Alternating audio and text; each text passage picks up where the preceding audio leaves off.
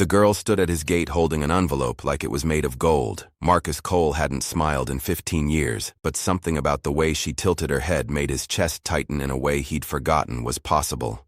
She was blind. He could tell from the way her fingers traced the wooden fence post. Yet, she seemed to be looking straight through him to something he couldn't see. The morning sun cast long shadows across the dried grass of his ranch, and Marcus watched from his porch as the girl waited. She couldn't have been more than 12. Her brown hair tied back with a faded ribbon, her simple dress dusty from travel. Behind her stood an older man, Samuel Brooks by the looks of him. Though Marcus hadn't seen Samuel in near 12 years, the man's weathered face showed lines of worry as he kept glancing down the empty road they'd traveled. What troubled Marcus most wasn't their unexpected arrival, but the way the girl held that letter. Her small hands gripped it with purpose, as if she'd carried it across great distances for this exact moment. There was something familiar about the envelope's cream-colored paper, something that made his throat go dry and his hands shake against his will. He stepped down from the porch, his boots crunching on the gravel path he'd walked alone for a decade and a half. The girl's head turned at the sound, and she smiled. Not the careful, polite smile of a child meeting a stranger, but something deeper, something that suggested she already knew him, though he was certain they'd never met. Samuel removed his hat and nodded respectfully. The years had been kind to him, though silver now streaked his dark hair and deep lines mapped his face. He looked like a man who'd traveled far and slept little, his clothes bearing the dust of many miles. "Marcus Cole?" the girl asked, her voice clear and confident despite her youth. "That depends who's asking," Marcus replied, though his voice came out rougher than intended. The girl extended the letter toward him, and he noticed her hands trembling slightly. "I was told to give this to you personally. No one else can read it." Marcus stared at the envelope, recognizing something about the careful script that spelled his name across the front. The handwriting stirred memories he'd buried so deep he'd convinced himself they were gone forever. His heart began to race, and for a moment, he considered turning away, walking back to his empty house and pretending he'd never seen them. But the girl took a step forward, and he caught something in her expression that stopped him cold. There was determination there, yes, but also a kind of gentle urgency that suggested this wasn't a casual delivery. "Where did you get this?" he asked. The girl's smile faltered for just an instant, and Samuel shifted uncomfortably beside her. Something passed between them, a look that suggested they'd rehearsed this moment but hadn't prepared for his questions. "That's explained in the letter," she said finally. "But Mr. Cole, I think you should know that this changes everything." Marcus took the envelope with hands that betrayed 15 years of carefully maintained control. The paper felt heavier than it should have, and when his fingers brushed against the girl's, he noticed calluses that spoke of hard work despite her young age. She stepped back immediately, as if completing some sacred ritual. "Luna," Samuel said quietly, "perhaps we should let Mr. Cole read this privately." "Number." The girl's response was firm, almost defiant. "I need to be here when he reads it." Those were the instructions. Instructions from whom? Marcus wanted to ask, but something about the girl's unwavering certainty made him hold his tongue. Instead, he studied the envelope more closely. The paper was expensive, far too fine for casual correspondence, and the seal on the back bore an impression he'd hoped never to see again. His hands trembled as he broke the wax seal, and he caught Samuel watching his every movement with an intensity that suggested the older man knew exactly what this letter contained. Luna stood perfectly still, her head tilted as if she could hear his heartbeat accelerating. The first line made his knees weak. "Marcus, if you're reading this, then I'm already gone, and Luna has found you." The handwriting belonged to Catherine, his Catherine, who died 15 years ago in the fire that consumed their home and their future together. But this letter was fresh, the ink barely dry, written in a hand he'd memorized during their brief but intense courtship. He looked up sharply at Samuel and Luna, his mind racing through impossibilities. "This is some kind of cruel joke." "Keep reading," Luna said gently, and there was something in her voice that reminded him of Catherine's patient way of calming his doubts. The second paragraph hit him like a physical blow. "I know this seems impossible, but Luna is our daughter. The daughter you never knew existed. I survived the fire, Marcus, but I was so badly burned that I couldn't bear for you to see what I'd become. I let you believe I was dead because I thought it was kinder than the truth." Marcus staggered backward, the letter fluttering in his grip. He stared at Luna with new eyes, searching her face for traces of the woman he'd loved and lost. The shape of her chin, The way she held her head when she listened carefully. Details he'd attributed to coincidence suddenly seemed deliberate. "This is impossible," he whispered. "The fire damaged my sight," Luna said quietly. "But it didn't damage my memory of her stories about you. About the man who built a swing in the oak tree before he even proposed. About the man who sang off key every morning while he fed the horses." Marcus felt the world tilting beneath his feet. Nobody else knew about those private moments, those intimate details Catherine had treasured. His eyes returned to the letter, and he saw there were several more paragraphs waiting. But before he could read further, the sound of approaching horses echoed across the valley, multiple riders moving fast and with purpose. Samuel's expression darkened immediately. "We need to get inside now." "Why?" Marcus demanded, though he was already moving toward the house. "Because," Luna said, her young voice carrying a weight that chilled him, "there are people who would kill to get their hands on what's in that letter." Inside the house, Marcus bolted the heavy wooden door while Samuel moved with practiced efficiency to the windows, checking sight lines and escape routes. The sound of hoofbeats grew louder, and Marcus counted at least 4 horses approaching fast across the open ground. "Who are they?" Marcus demanded, his hand instinctively moving to the rifle mounted above the fireplace. Luna settled into a chair by the kitchen table, her composure unnaturally calm for a child facing danger. "Men who think Mother's letter contains information about a mining claim. They've been following us for 3 days." "A mining claim?" Marcus stared at the letter, still clutched in his hand. Catherine never mentioned any mining interests. Samuel peered through a gap in the window shutters. "That's because it wasn't hers to begin with. It belonged to her father, and when she died, or when everyone thought she died, the claim went missing. These men have been searching for it for 15 years. The riders pulled up outside, their horses snorting and stamping in the yard.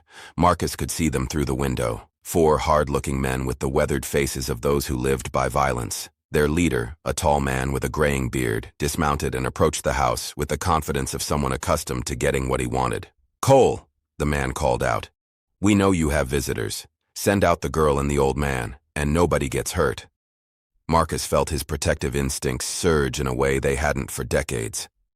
Whatever the truth about Luna's parentage, whatever game was being played here, he wouldn't hand over a child to armed strangers. "How do they even know you're here?" he asked Samuel. "They've been tracking us since we left Nevada territory," Samuel replied grimly. "We thought we'd lost them at the river crossing, but apparently we were wrong." Luna reached into her pocket and pulled out a small, worn photograph. She held it toward Marcus, and he saw a woman's face that made his heart stop. Catherine, but changed. Scarred, yes, but unmistakably alive in this image. The woman in the photograph held a baby, and her eyes showed the same gentle determination he now recognized in Luna. "She's been watching you," Luna said quietly. "From a distance all these years, she knew you'd built a good life here, and she didn't want to destroy that with the truth about what she'd become." Outside, the leader's voice grew more impatient. "We can do this the easy way or the hard way, Cole. But we're not leaving without that girl." Marcus looked at the letter again, scanning the remaining paragraphs quickly. Catherine's words spoke of a hidden deed, a secret she'd protected for a decade and a half, and a choice she'd had to make between love and survival. But buried in the formal language was something else, coordinates carefully disguised as dates and times. "The mining claim," he whispered, understanding flooding through him. "It's real." Samuel nodded grimly.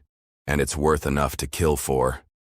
Catherine spent 15 years keeping that secret safe. Now it's up to us. The sound of splintering wood came from the back of the house. The men weren't waiting for negotiations to conclude. "They're coming in," Samuel said, checking his pistol. Luna stood up, her young face set with determination that belonged on someone far older. "Mr. Cole, there's something else you need to know about that letter. Something that changes everything about who I really am." The back door exploded inward as Marcus grabbed his rifle, but Luna's words stopped him cold. "I'm not just your daughter, Mr. Cole. I'm the only person alive who memorized the location before Mother destroyed the original deed." 2 men burst through the splintered doorway, their guns drawn and faces grim with purpose. Samuel fired once, sending them diving for cover behind the overturned kitchen table. The sharp crack of gunfire filled the small house, and Marcus felt 15 years of careful isolation shatter like glass. The coordinates in the letter are false, Luna continued, her voice steady despite the chaos erupting around them.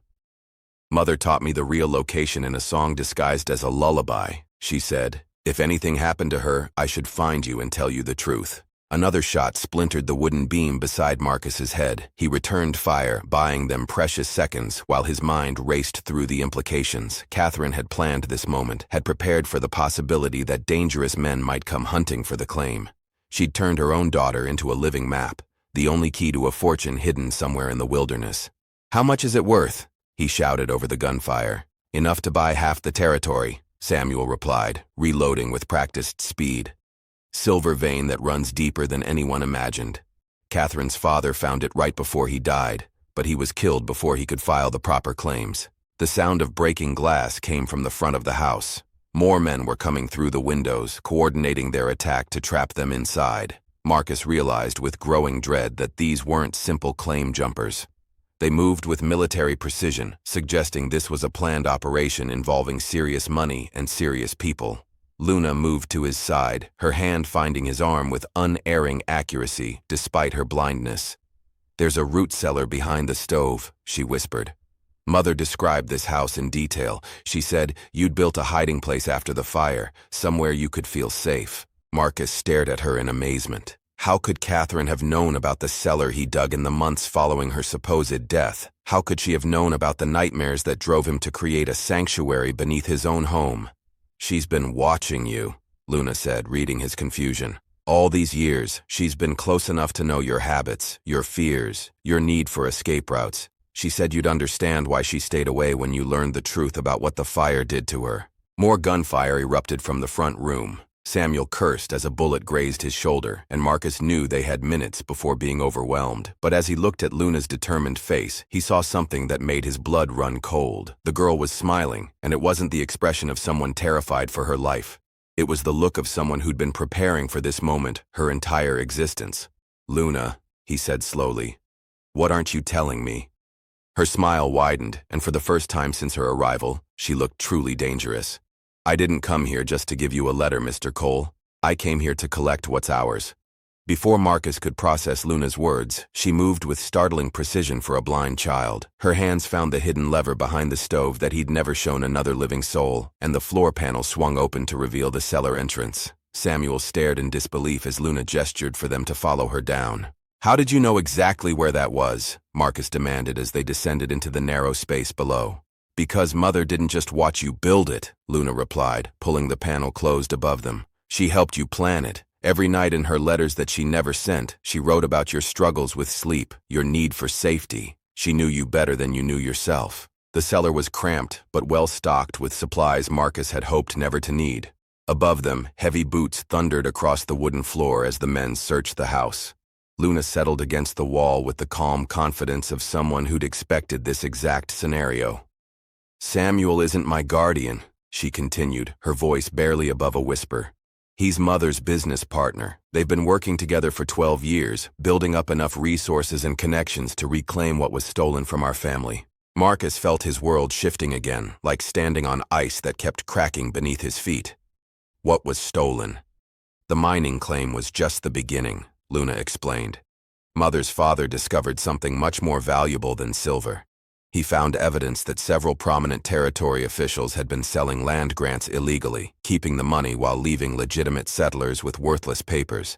Samuel nodded grimly in the dim light filtering through the floorboards. Catherine spent 15 years gathering proof, names, dates, forged documents. She built a case that could bring down half the territorial government. Above them, furniture crashed as the searchers grew more frustrated. Marcus heard the leader's voice barking orders, threatening to burn the house down if they didn't find their target soon. But Luna seemed unconcerned by the immediate danger. "The letter I gave you contains more than coordinates," she said. "It contains the names of everyone involved in the conspiracy, including the man leading this attack. Vincent Thorne thinks he's here for a mining claim, but what he's really after is the evidence that could hang him for treason." Marcus studied Luna's face in the dim light, seeing echoes of Catherine in her determined expression. But there was something else there, a hardness that spoke of a childhood spent preparing for war rather than playing with dolls. "How old are you, really?" he asked. 17, she admitted.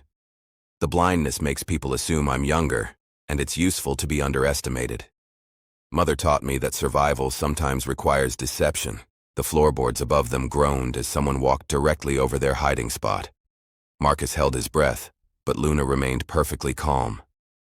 "They'll search for another hour," she whispered, then conclude, "We escaped through the woods.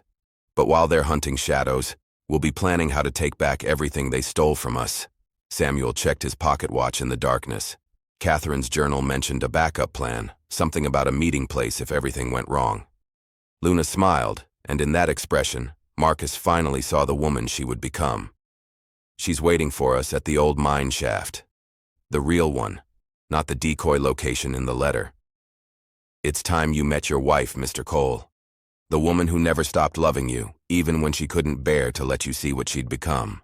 The silence above stretched for what felt like hours before they heard boots retreating and horses departing. Luna counted to 100 before signaling it was safe to emerge. When they climbed back into the ransacked house, Marcus saw his careful, solitary life torn apart. Every drawer had been emptied, every hiding place violated. "They'll be back," Samuel said, surveying the destruction. "This was just reconnaissance. Next time they'll bring more men and less patience." Marcus gathered the scattered pages of Catherine's letter, his hands shaking as he tried to piece together the torn fragments. One section caught his attention, written in Catherine's careful script about the night of the fire. "I saw Vincent Thorne leaving our house just before the flames started." He read aloud. "He thought I died in the fire," he said, "but I crawled out through the root cellar. I was burned, yes, but alive enough to understand that our love had made us targets." Luna moved through the wreckage with surprising familiarity, gathering supplies and tucking them into a leather satchel. "Mother said you'd want to bring your father's watch and the silver locket she gave you. They're hidden behind the loose board near the bedroom window." "How could she possibly know about those?" Marcus demanded. But even as he asked, he was moving toward the bedroom. Sure enough, behind the board, he'd never mentioned to anyone. His most precious possessions remained untouched by the searchers. "Because she comes here sometimes," Luna said simply. "On nights when the loneliness gets too heavy, she watches from the ridge. She knows you still set 2 plates for dinner out of habit. She knows you keep her photograph hidden under your pillow. She knows you never sold her engagement ring because some part of you hoped she might come back." Marcus felt tears threatening for the first time in 15 years. The careful walls he built around his heart were crumbling with each revelation. Why didn't she just tell me she was alive? Samuel gathered ammunition from Marcus's gun cabinet, his movements efficient and practiced. "Because Vincent Thorne has been watching you too. If Catherine had made contact, you both would have been dead within a week. She needed time to build a case strong enough to destroy him completely. And now," Marcus asked, "now the evidence is complete, but Thorne knows we have it, which means this ends tonight one way or another." Luna shouldered her pack and moved toward the door, with the confidence of someone who'd memorized every inch of the surrounding terrain. The ride to the mine took them through country Marcus knew like his own heartbeat, but Luna guided them along paths he'd never seen. Hidden trails that skirted the main roads, following stream beds and ridgelines that would be invisible to pursuers. Her knowledge of the landscape was impossibly detailed for someone who'd never lived here. "Mother mapped every inch of this territory," Luna explained when he questioned her navigation. "She spent 15 years preparing for this moment, learning every escape route and safe house between here and the territorial capital." As they crested the final ridge, Marcus saw the old mine entrance below them. But what made his breath catch wasn't the familiar sight of abandoned mining equipment. It was the thin column of smoke rising from a carefully concealed fire and the silhouette of a woman sitting beside it. Even from a distance, even changed by time and hardship, he knew that posture, the way she held her head when she was thinking, the graceful line of her shoulders when she sat perfectly still. Catherine alive, waiting. Luna touched his arm gently. "She's been afraid you wouldn't be able to love her anymore. The fire left scars that go deeper than skin. But Mr. Cole, you need to understand something before you see her face." Marcus looked down at the woman who'd been the center of his world, wondering what could possibly matter more than the miracle of her survival. "What she became in these 15 years, Luna continued, isn't the gentle woman you remember. Survival made her hard. And the plan she's about to propose will require you to become someone harder, too." The woman who turned to face them was Catherine, but transformed by 15 years of survival and purpose. Scars mapped the left side of her face where the fire had claimed her, but her eyes held the same intelligence and determination that had captured his heart decades ago. She was thinner now, weathered by hardship, but she carried herself with a new kind of strength. "Hello, Marcus," she said, her voice rougher than he remembered, but unmistakably hers. For a moment, neither of them moved. 15 years of grief, anger, and carefully buried love hung between them like a physical barrier. Then Marcus stepped forward, his hand reaching toward her scarred cheek with trembling fingers. "I mourned you," he whispered. "Every day for 15 years. I mourned you." "I know," Catherine replied, catching his hand before it could touch her face. "I watched you grieve. I wanted to tell you the truth so many times, but Thorn had men watching your ranch. Any contact would have meant death for both of us." Luna settled beside the fire, while Samuel kept watch on the trail behind them. Catherine opened a leather portfolio filled with documents, photographs, and carefully preserved correspondence. The evidence of 15 years' work spread before them like an indictment of territorial corruption. "Vincent Thorn didn't just steal our mining claim," Catherine explained. "He's been running an illegal land office for decades, selling the same parcels to multiple buyers and pocketing the money. When my father discovered the scheme, Thorn had him killed and made it look like an accident." Marcus studied the documents, recognizing names of prominent citizens and government officials. "This could bring down the entire territorial administration." "That's the idea," Catherine said grimly. "But Thorn knows we have this evidence now. He'll come here with everything he has, probably before dawn. We need to be ready." "Ready for what?" Marcus asked, though he dreaded the answer. Luna spoke up from beside the fire. "To kill him and his men before they kill us. There's no legal solution to this. Mr. Cole, the courts are corrupted, the territorial governor is in Thorn's pocket, and the federal marshals are 3 weeks away. Justice has to be personal." Marcus looked between the two women who'd shaped his life, seeing a hardness in both that spoke of decisions he'd never had to make. "You're talking about murder. I'm talking about survival," Catherine corrected, "and about stopping a man who's destroyed countless families over the years. Thorn set the fire that nearly killed me and cost us 15 years together. He won't stop until we're all dead." Samuel returned from his sentry position with grim news. Riders approaching from 3 directions, at least a dozen men moving to surround the mine. "They'll be here within the hour." Catherine stood, checking the rifle propped against a nearby rock. "Then it's time to finish what Thorn started 15 years ago." Marcus felt the weight of decisions settling on his shoulders. For a decade and a half, he'd lived a quiet life, avoiding conflict and nursing his grief. But looking at Catherine's determined face, at Luna's steady courage, he realized that some fights couldn't be avoided. "What do you need me to do?" he asked. Catherine smiled, and for a moment, he saw the young woman he'd fallen in love with. "Help us end this, and tonight, we either destroy Vincent Thorn and everything he's built, or we die trying." Luna stood and moved to his side, her hand finding his arm with practiced ease. "There's one more thing you should know before the shooting starts, Mr. Cole. Mother didn't just survive the fire. She used those 15 years to become someone Thorn should fear." In the distance, the sound of approaching horses grew louder, and Marcus realized that the quiet life he'd built was about to end in violence and revelation. The attack came with the first light of dawn, but Catherine had spent 15 years preparing for this moment. Hidden positions around the mine entrance provided perfect cover. While carefully placed charges would collapse the main access tunnel if needed, Thorn rode in with 11 men, confident in his overwhelming numbers. "Cole," Thorn's voice echoed off the canyon walls. "Send out the woman and girl, and you can walk away from this," Marcus answered with a rifle shot that knocked Thorn's hat clean off his head. The battle erupted in a thunder of gunfire that echoed through the narrow canyon, but Catherine had chosen their defensive position perfectly, forcing Thorn's men into a deadly crossfire. Luna moved with precision that belied her blindness, reloading weapons and passing ammunition with mechanical efficiency. Her mother had trained her well, and Marcus realized that this young woman had been preparing for war her entire life. "Samuel, now!" Catherine shouted. The explosion that followed sent rocks cascading down the canyon wall, blocking the main escape route and trapping half of Thorn's men in a natural corral. The sound was deafening, and when the dust settled, only 4 men remained on horseback. Thorn himself dismounted and advanced on foot, his face twisted with 15 years of accumulated rage. "You should have stayed dead, Catherine. Now I'll finish what I started." But as he raised his rifle, Marcus stepped into the open with his hands empty. Vincent, this ends here. Between you and me, like it should have been 15 years ago. Marcus, no. Catherine called, but he was already walking toward the man who destroyed his life. Thorne smiled coldly and aimed his rifle at Marcus's chest. You always were too noble for your own good, Cole. The shot that rang out came from behind Thorne. Luna stood 50 yards away, smoking rifle in her hands, her blind eyes somehow tracking her target with deadly accuracy. Thorne looked down at the spreading red stain on his shirt, then collapsed to his knees. Mother taught me to shoot by sound, Luna said calmly. Your voice was easy to follow. The remaining men, seeing their leader fall, threw down their weapons and fled into the wilderness. Samuel moved efficiently to secure the evidence and document the scene while Marcus knelt beside Catherine as she checked Thorne's final breaths. It's over, she whispered.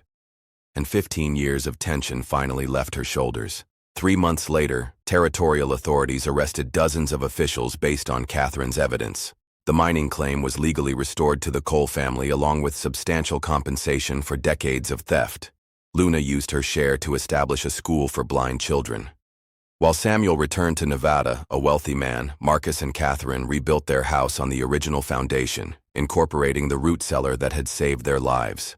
They remarried in a simple ceremony with Luna as their witness, and Catherine finally removed the scarf that had hidden her scars for a decade and a half. On quiet evenings, they sat together on the porch swing Marcus had built decades ago, watching the sunset paint the mountains gold.